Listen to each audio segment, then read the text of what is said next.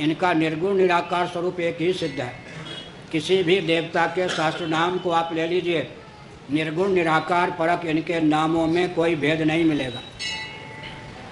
सगुण निराकार परक नामों में कोई भेद नहीं मिलेगा, क्योंकि सगुण निराकार अंतर्यामी रूप इन पंचदेवों का एक ही सिद्ध होता है। और वेदांत प्रस्थान के अनुसार यह जो सृष्टि है सच्चिदानंद स्वरूप सर्वेश्वर की अभिव्यक्ति है। यह सगुण साकार जो सृष्टि परिलक्षित है, इसको लेकर भी पंचदेवों में कोई विभाजक रेखा नहीं है। केवल अर्चा विग्रह को लेकर, अवतार विग्रह को लेकर पंचदेवों के सगुण साकार स्वरूप में नाम को लेकर, रूप को लेकर, लीला को लेकर, धाम को लेकर भेद की प्राप्ति होती है।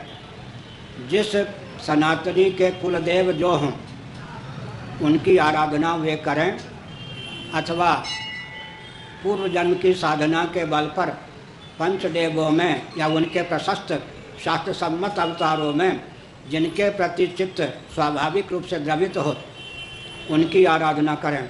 एक बहुत महत्वपूर्ण बात है। गोस्वामी तुलसीदास जी के इष्टदेव कौन थे? भगवान राम। लेकिन हमारे यहाँ गणेश जी का स्मरण पहले किया जाता है। पत्र भी हम लोग लिखते हैं पहले, श्री गणेशाय नमः। तुलसीदास जी ने सनातन मर्यादा का निर्वाह किया। विनय पत्रिका में सबसे पहले गणेश जी की उपासना की, उनका स्मरण किया। गाइए गणपति जगवंदन। विद्या की अधिष्ठात्री देवी सरस्वती हैं, विद्या के अधिष्ठात्री देव गणपति हैं। वरुणानाम अर्थसंघानाम रसानाम छंदसामपि कहकर तुलसीदास जी ने श्री वाग्देवी सरस्वती का और गणपति का स्मरण किया। विनय पत्रिका में गणेश जी की वंदना प्रथम की, लेकिन वरदान क्या मांगा? मांगत तुलसीदास कर जोरे बसहि राम सी मानस मोरे। मेरे मन में आपके अनुग्रह से भगवती सीता के सहित रामभद्र निवास करें। जिनके जो इष्ट देव हों वे भी गणेश जी का प्रथम स्मरण करें और गणेश जी से यह वर मांगें कि आपकी अनुकंपा के अमोघक प्रभाव से मेरे इष्ट देव में मेरी रति हो, प्रीति हो। कहीं गणेश जी इष्ट हैं तो कहना ही क्या है। तो हमारे यहाँ एक ही भगवान वेदव्यास जी ने 18 पुराणों की, 18 उप पुराणों की, 18 औप पुराणों की संरचना की। उनमें गणेश पुराण भी हैं, देवी पुराण भी, और श्रीमद् भागवत तो देवी भागवत भी, विष्णु पुराण भी, शिव पुराण भी, सूर्य पुराण भी। इसका अर्थ क्या होता है? भगवान वेदव्यास जी ने पांचों देवों में एकत्व की प्रस्थापना की। जैसे एक ही हथेली 5 उंगलियों को अभिव्यक्त करने में समर्थ है, हथेली के साथ ये संलग्न है। इसी प्रकार से समझना चाहिए।